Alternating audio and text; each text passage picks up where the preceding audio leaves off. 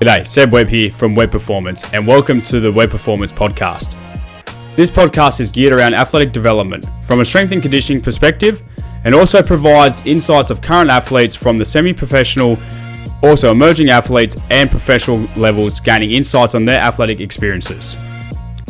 Each week there will be one episode, whether that's a conversation between a strength and conditioning coach, other athletes, other practitioners such as physiotherapists, or even just young Sebastian discussing certain topics about athletic development.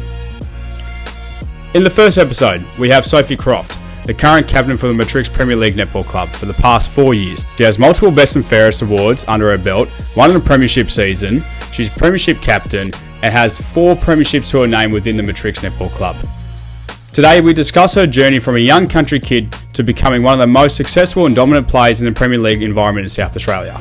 Here we have the skipper. Welcome. Thank you heaps for jumping on. No, thank you for having me. Can't wait to get into it. Oh, that's awesome. And obviously, as briefly mentioned in the intro before, you're currently the club captain. Can you just give us a little bit of a background of your time at the Matrix Netball Club? Yeah, so I moved down to play for Matrix back in 2016. That was my first year, so a while ago now. But moved from up near the Riverland. I was playing country netball up there for Renmark, and then was studying doing year 12 at that stage, and thought I think it's time to take my netball to the next level and see what I can do. I'd been involved in a few state programs and whatnot. I was back in the country, so travelling down every Sunday for trainings and whatnot. So I just thought it'd be a little bit easier to make the move down and do year 12. I did that at Henley and jumped in, talked to a few clubs, and Matrix were one of the ones that just stood out to me as like a good country, like family orientated club. So awesome. Made the decision pretty easy to move there. Yeah, for sure. That's awesome to hear. And when you were travelling every single week for the country and going to these state programs, how long was each commute? Like, how many hours did you put together before making the move to the Big Smoke? Yeah, so like roughly I'd travel like 3.5 hours every Sunday to get to training, and then another 3.5 hours obviously back home. So mum and dad were pretty good at that role of getting up at 5 a.m. or whatever to get me down there on a Sunday. Generally we didn't come down and stay the night. It was just easier to get up and do it all in the one day. I remember one year I had like a basketball grand final on the Sunday and obviously asked to have state training off, and the coach at the time was like, nah, not a chance. You're having to train, and if you want to go play in your basketball grand final, you can drive back. And I said to mum, I was like, please, mum, you've got to speed so I can get home. Like, I want to get back to play the grand final. Got back with like 3/4 time to go, and I was like, well, we'll play. So, but I remember those, big drives and wanting to just sleep the whole way home. Yeah, wow. Did you feel like in those moments where you were driving the 6 to 7 hour commutes in total every single Sunday after playing probably netball on a Saturday back for your home club as well, did it get tiring at all? Did you lose any drive to keep pushing to that next step, or were you pretty determined that you wanted to take it to the next level? Yeah, I think at that stage I was just so young and you just loved to do as much as you could at that time. So playing like netball on a Saturday, then backing it up for a 3-hour training on a Sunday, like that didn't faze me at all. At that stage, I was just so netball nuts and happy to play flat out. So mum and dad probably didn't think the same, but I never took a back step in that regard. That's so awesome. And that's probably going to be quite inspiring to a lot of other country kids. I know myself, when I was having a dip at footy, twice a week I'll do the 4-hour total commutes to training, and dad had to come to boarding school, and so did mum drive the hour just to pick me up as well. So it's very common to do back in the country, as you know. But in saying that as well, how did you find it trying to commit to, say, the state level programs where you might have had a gym or an extra conditioning session? And I know you probably would have been maybe the only one in your town completing that as well. Did you find that pretty isolating at the time, or were you just so determined just to keep pushing to take it to the city? Yeah. So back at that stage when I was in a state program, they didn't really have a massive focus on gym and things like that. Like, I think that's evolved over time, which is now such a big part of underage netball and things like that, and overage obviously, and elite netball. But back then it was kind of like we were given maybe a running program to complete in preparation to start the court phase, and I will admit I probably wasn't the best at trying to tick those off, but there was a couple of girls that would be like, nah, come on, like, let's go do it together. So I did have a lot of support in that area of girls trying to come out and help me and chip away at some of these brutal running sessions that we got sent. So awesome. Did you feel like having a small support network prior to coming to Adelaide was really crucial in your development to take that next step? Yeah, I think it was, and especially just the key, like there was a couple of key older heads in our team at that stage that really, I think, never got to take up the opportunity of moving to Adelaide and taking that next step with their performance. I think they really pushed and instilled it into me that if I ever get the opportunity, like really make it worth it, because they essentially missed out. So I think that was a real pivotal moment in my junior careers and coming through the senior ranks to take it by the balls essentially. Yeah, wow, that's incredible. And that's the thing I just want people to realise as well. Just take that. You never know where it come from it, and if you don't make it, it's okay. At least you had a crack trying. But that's awesome. And once you did transition to Adelaide, as you said, you were still in year 12. Were you playing Premier League as a high school student? Yeah, so I started off in the Premier League reserves team for a bit there. So I played my whole first year in the reserves. I think I may have been exposed to a few benching opportunities for Premier League, but yeah, that first year was real solid in the resis. And yeah, in my first year we won a flag, back-to-back or double, with the league girls. So that was just like eye-opening and just like got me hooked essentially. I was like, I'm never leaving. This is awesome. Like, where do you get to win 2 like league and reserve premierships in your first year? Like, it was crazy. And just I think just that whole weekend and how the girls wrapped their arms around one another just got me hooked, and I was like, I'm in to win premierships. Yeah, that's incredible. And yeah, as we both know, you know better than I do, but Trix is definitely a powerhouse when it comes to success and the premiership cabinet.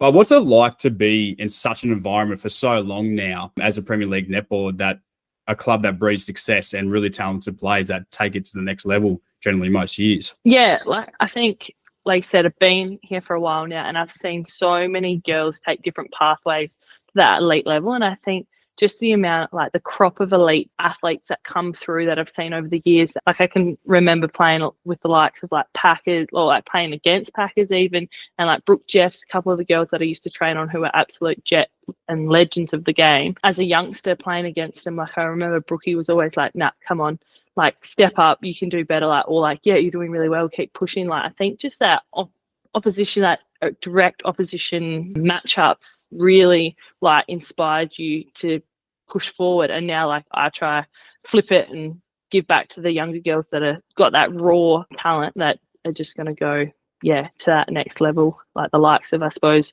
you got like Eloise and Grace that are coming through, and you're just like, wow, you guys, it's weird to see the flip of now me, the older head, giving these girls that push and whatnot. But crazy to think of how much experience that I've played with. Yeah, of course. And with that experience you played with as well, how has that shaped you as a netballer, and just going through the different phases of an entire program, with a netball program being the off-season, pre-season, in-season to finals campaign? How has that actually shaped you and made you the really driven character you are, that's working harder than everyone else most of the time? Yeah, I think that was noticed quite early within me. Our current assistant coach at the time, Peter Thomas, said to me back in one of my very first years, or said to my dad essentially, like, this daughter of yours, she has got something, like she's got a ticker in there that just works overtime, like she's gonna work in. I think like that's always kind of stuck with me, that it was noticed early. And I didn't have great pre-seasons early on back in the day when I first came down. Like did a hamstring my very first pre-season,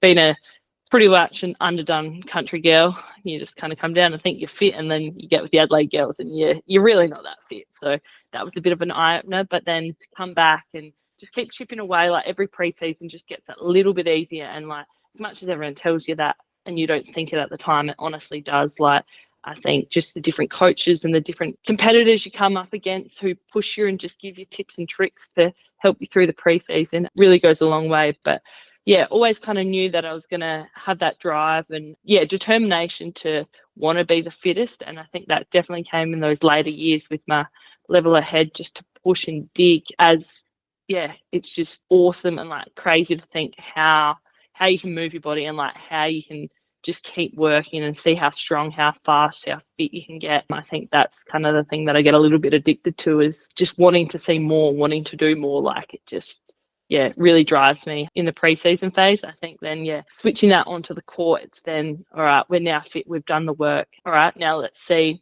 what like work I can do on the court. And like, I think it's very team orientated. I just want to be the best for the team and really take it that next level so we can win a flag. Essentially, that's my main goal. I just want to win another flag with my best mates. So I think, standing up and doing what I can for the team, really. Yeah, wow, that's just so awesome. A great response. And you can definitely see that as well when you train. You just got that fire in your eyes and you'll bleed for the club. And speaking of bleeding for the club, how does it feel to actually push so far and have multiple premierships under your belt as a club captain as well? What's the sacrifices you have to make as a player and as a leader as well to actually have the ultimate success? I know it doesn't come easy, and I'd love to hear what your insights are to that experience. Yeah, I think definitely there are sacrifices you have to make. Obviously there is, that finals campaign that can just be so pivotal that you do have to sacrifice everything, whether it's,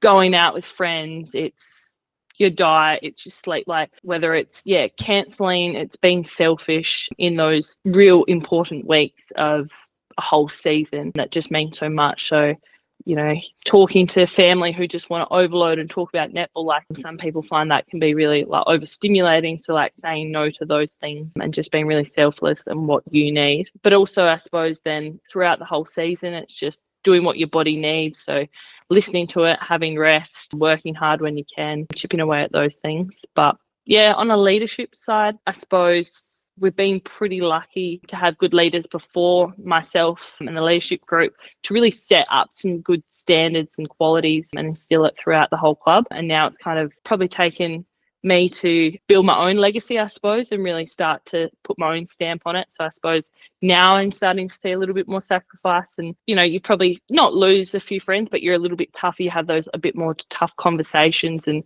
really start to hold people accountable. So probably becomes like you look like the bit of the bad cop some of the times, but at the end of the day, you're getting that reward and you have so much care for them and just want the best. So I suppose, just keeping all the girls in line, really. Yeah, that's awesome. Yeah, that's fantastic. Talking about having the hard conversations and cracking the whip, as you say, being the captain, for the younger athletes coming through the ranks and stepping into levels such as the Premier League netball level, what would you say to them to expect when it comes to a strong leader, being a coach, a leadership group, or a particular captain, that if they speak honestly to you and it is a little bit stern and may not sit too well with you, but it comes from a good place to help you improve and help the team improve? What's your advice on that for those guys that actually take the feedback well? Yeah, I think that's probably the biggest takeaway for me. Wow, that's really cool. And as you said, people coming through today, it is quite hard, the pathways. It just doesn't come very easy. And especially in the disposable world we live in as well, it doesn't come to you straight away too. And especially with your background, as you said earlier in the chat, that you had some setbacks in your first early pre-seasons, doing a hamstring, a couple of little niggles there, and also being away from home as well. So the comfort probably wasn't really there too. And what was your processes, I guess, to cope or just overcome those challenges in the early days where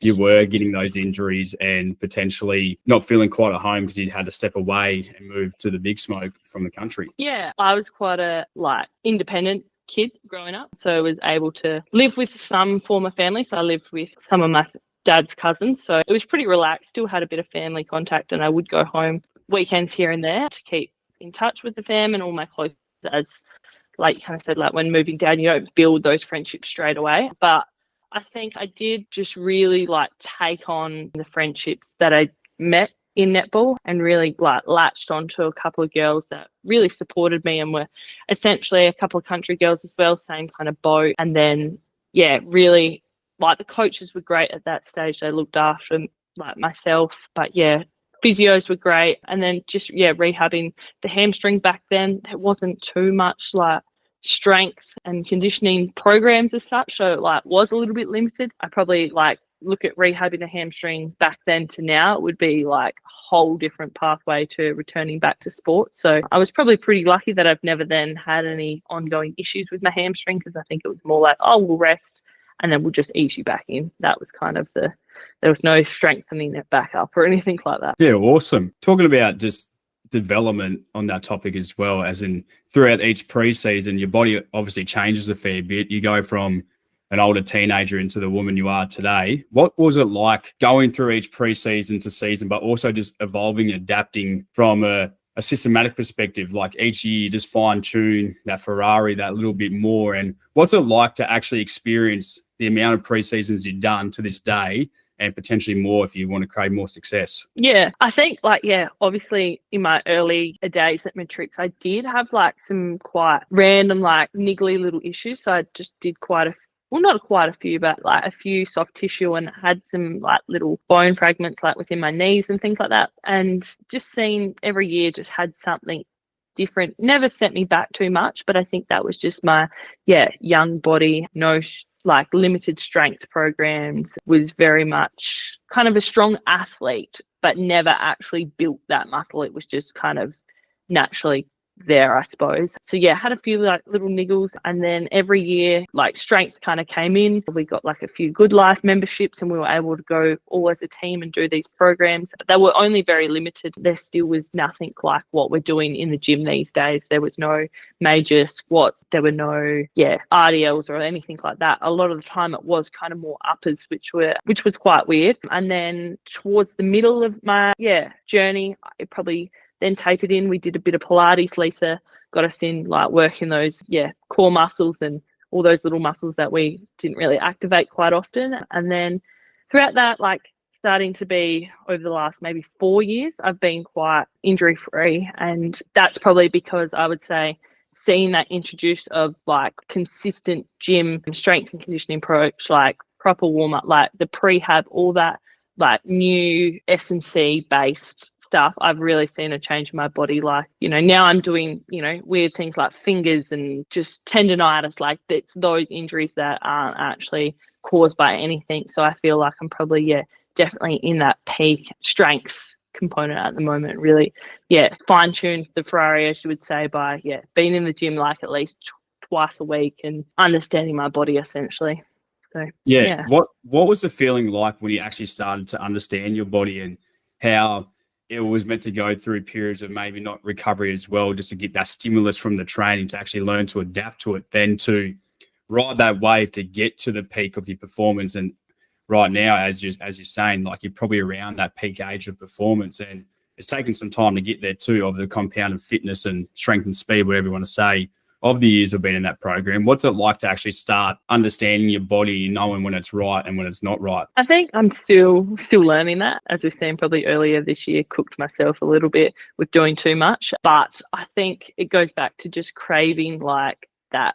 What can I do? What more can I do? In a way, like I kind of like that feeling of being sore after a gym or a hard session, like when you're actually just cooked and you don't even feel like eating. Like they are the sessions that I'm like, I really got something out of it. Like I worked hard. Like that just gives me that sense of I've really done my job today. So I suppose that comes into it. And then like knowing what your body can and can't do. So I suppose it's always like you're going to be like, I'm always sore. It's just one of those things. But I think it's just knowing how hard to push and when to take it a little bit easier, which is still fine tuning. I think that's the beauty of a warm up, is you really test yourself out there and when your body's feeling up to it and when it's just a little bit sore and you can push through it. And often in those, when I need to just push through it, I feel so much better after, doing a session or a training or whatever it is. So, haven't really been found out the hard way too often, but, you definitely know when you have stuffed up and going too hard. Yeah, fair enough. No, that is very fair. Lately, you've had a bit of a stint with the Futures program, so being the second tier Thunderbirds team and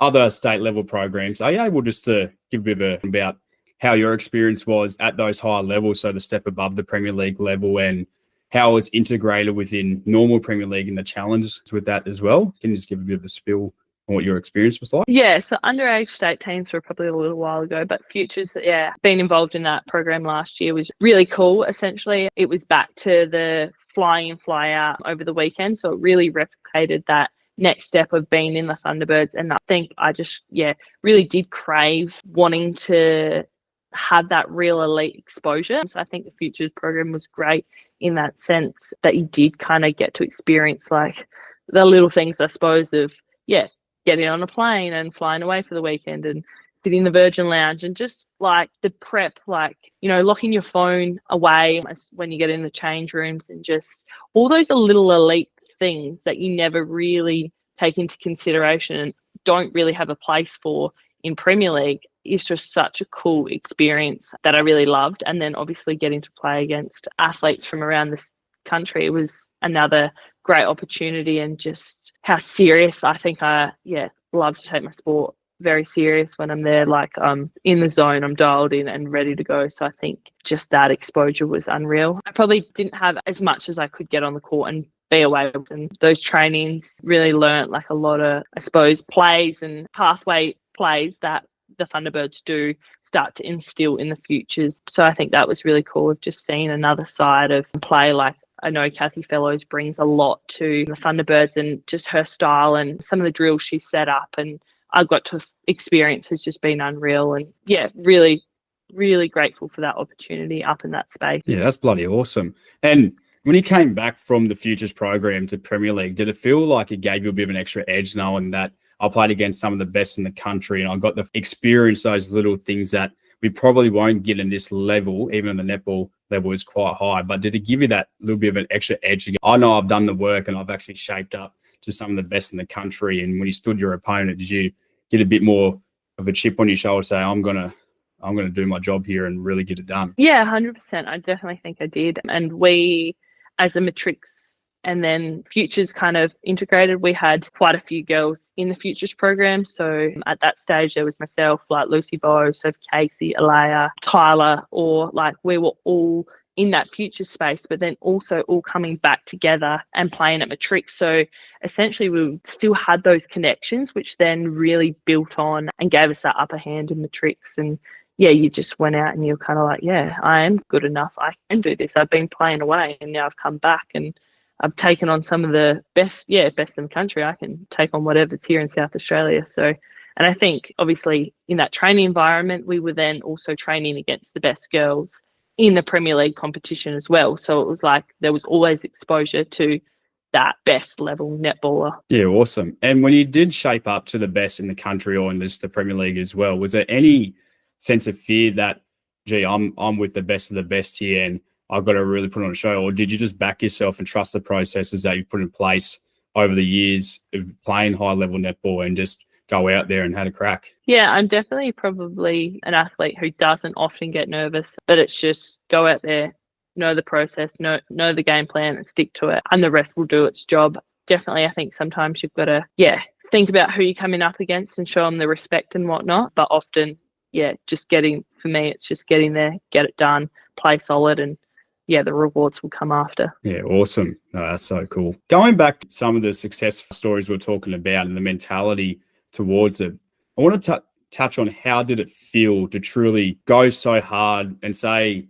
you might have a season where you made the grand final, unfortunately didn't get the job done, where the next year came back to pre-season wanting to prove to yourself and to the team that you can go the whole journey the next time, and going through war essentially together in the pre-season periods, the pre-season camps, as you said, experiencing the pain of pushing yourself so hard to get the most out of your body, then to make sure you periodize that well into the season and then go all the way through to the end and get the job done. What's that feeling like? Is it just something that you can't replicate? Nah, you honestly can't. Like, that feeling of losing sticks with you longer than ever. And I think, winning is so great and it's an unreal feeling. But as soon as that, you kind of come off that high of winning, you're straight back to, all right, now we'll look at the next job. Like, what are we doing next year? What's it going to look like? Your focus is straight back in, win or lose, really. So there's always that drive of just want more, need more. Like, you just go that hard, knowing that the end result, you just want. So you're never satisfied. So say if you won one flag or half a dozen, you're never satisfied at all. You just want to keep pushing. Is that what I'm hearing? Pretty well, yeah. Just essentially want to win flags all the time. I think the reward you get in those games is, nothing matches it. And what would you say to an up-and-comer who's coming through wanting to hit the Premier League to start with to potentially go to the T-Birds or the next level? What would be your advice when they're going through the hardships of trying to push their bodies to the limit and take the next step, and they might have setbacks such as not being selected, injuries, whatever it may be? What would your advice be to go push through that pain, and once you do reach that level, it's not obviously done yet, the job's not done, but what's your advice to get through those factors that you had to get through to where you are today? Yeah, I think it's just really making sure that you are giving your 110%, you're doing your best every session, even though you might not feel it's your best every session and whatnot,